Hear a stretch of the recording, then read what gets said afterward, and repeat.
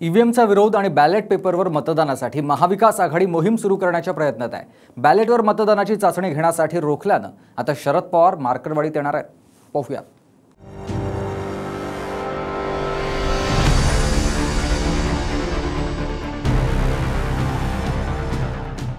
सोलापूरच्या जिल्ह्यामधलं मार्कडवाडी गाव आता राजकारणाच्या केंद्रस्थानी आलंय।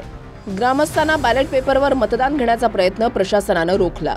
त्यानंतर विरोधकांनी मार्कडवाडीच्या ग्रामस्थांना पाठिंबा दिला। आता शरद पवारही मार्कडवाडीमध्ये येऊन इथल्या ग्रामस्थांशी चर्चा करणार आहेत। पवार साहेब उद्या जात आहेत, त्याच्यानंतर राहुल गांधी येत आहेत आणि महाराष्ट्राच्या जनता मनावर घेईल आणि हे सर्वकडे जर पसरलं तर आपल्याला अडचण होईल। म्हणून सरकार हे प्रकरण दाबू इच्छित आहे। तिथे अटक सत्र सुरू झालंय, पण आम्ही मार्कडवाडीच्या लोकांना ग्वाही देतो की आम्ही सगळे आमदार जेवढी ताकद आमच्यात आहे तेवढी ताकद लावून मार्कडवाडीच्या लोकांनी जो लोकशाही वाचवण्याकरता पुढाकार घेतला होता आम्ही त्यांच्या बरोबर आहोत। 6 महिन्यापूर्वी जेव्हा निवडणुका या राज्यात झाल्या लोकसभेच्या, तेव्हा अशी मागणी का नाही केली गेली या प्रश्नाचं उत्तर प्रथम क्रमांकावर प्राप्त होणं आवश्यक आहे। शरद पवारांच्या राष्ट्रवादीचे आमदार उत्तमराव जानकर ज्या मतदारसंघातून निवडून आलेत त्याच माळशिरस विधानसभा मतदारसंघात मार्कडवाडी हे गाव आहे। माळशिरसमध्ये शरद पवारांच्या राष्ट्रवादीकडून उत्तमराव जानकर विजयी झाले, तर भाजपच्या राम सातपुतेंचा पराभव झाला। मात्र विजयी होऊनही उत्तमराव जानकरांना मार्कडवाडीमधल्या मतदानावर शंका आहे। जानकरांना 843 आणि भाजपच्या सातपुतेंना 1003 मतं मिळाली। लोकसभा निवडणुकीत मवियाला लीड होतं, मग आता महायुतीला अधिक मतदान कसं असा आक्षेप गावकऱ्यांचा आहे। आणि ईव्हीएमवर शंका आता शरद पवारांनी सुद्धा घेतली आहे। त्यासाठीच बॅलेटवर मतदानाच्या चाचणीसाठी आग्रह घेणाऱ्या मार्कडवाडीमध्ये पवार येत आहेत।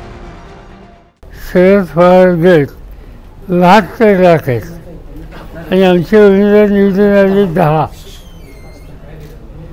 आता अजित पवार गट यांचे 58 लाख मतं आहेत, त्यांचे उमेदवार निवडून आले 41। म्हणजे 72 लाख यांचे 10 आणि 58 लाख यांचे 41। हे मतांचे आकडे हे मोठे आश्चर्यकारक आहेत। उद्या मी त्या गावी जातोय, आम्ही असं ठरवलं जाऊनच येऊ, लोकांना बोलू, त्यांच्याकडनं समजून घेऊ। 31 ज्यावेळेस निवडून आले त्यावेळेस ईव्हीएम मशीन खूप चांगली होती आणि इकडं मात्र असा निकाल लागला हा, त्यावेळेस ईव्हीएमला दोष द्यायला सुरुवात केली। ठीक आहे, लोकशाहीमध्ये प्रत्येक आघाडीला, युतीला, पक्षाला, त्यांच्या नेत्यांना काय त्यांनी वक्तव्य करायचं तो त्यांचा अधिकार आहे, पण उद्याचाच दिवस शपथ घेण्याचा आहे। त्यांना उद्या संध्याकाळपर्यंत शपथ घ्यावीच लागेल, तर परवा दिवशी सभागृहामध्ये कामकाजात भाग घेता येईल। शरद पवार येण्याआधीच मार्कडवाडीमध्ये मुख्यमंत्री देवेंद्र फडणवीसांचे अभिनंदन करणारे पोस्टर लागले।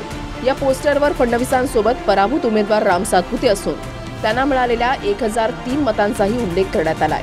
तर भाजपचे आमदार गोपीचंद पडळकरांनी बोचरी टीका केली आहे। बॅलेटवर मतदान घेऊन प्रतिसरकार स्थापन करा, तेव्हाच शरद पवार पंतप्रधान होतील असं त्यांनी म्हटलंय।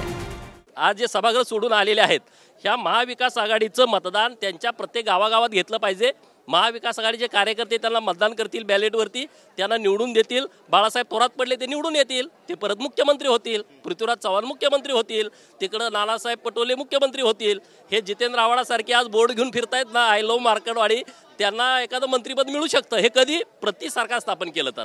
म्हणून मार्कडवाडीच्या लोकांचं मी मनापासून आभार व्यक्त करतो की ह्यांना एक चांगली संधी दिलेली आहे। पवार तिथं उद्या जाणार आहेत, तर त्यांनी असा प्रयोग अखंड देशभर केला पाहिजे आणि सरकार स्थापन केलं पाहिजे त्यांच्याच कार्यकर्त्यांचं मतदान घेऊन। त्याशिवाय ते पंतप्रधान होऊ शकत नाहीत। राहुल गांधी त्याशिवाय पंतप्रधान होऊ शकत नाहीत आणि ह्याच्याशिवाय आता त्यांच्याकडे दुसरा कुठला पर्याय असं मला वाटत नाही। मला वाटतं महाविकास आघाडीची भरकटवाडी झाली, त्याच्यामुळे ते मार्कडवाडीला त्या ठिकाणी जात आहेत। आज ते पराभवाने एवढे खचलेत की खरं म्हणजे राजकारणामध्ये जय पराजय होत असतात, परंतु हे भांबावलेत, भ्रमिष्ट झालेत, दिशाहीन झालेत।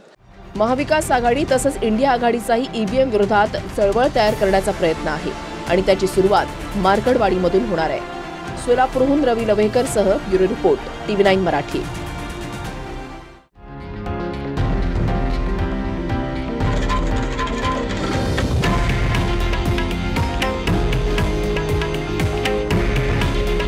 हे आहे देशातील नंबर 1 न्यूज नेटवर्क आणि आपण पाहत आहात TV9 मराठी. काळजी तुमची, हित महाराष्ट्राचं.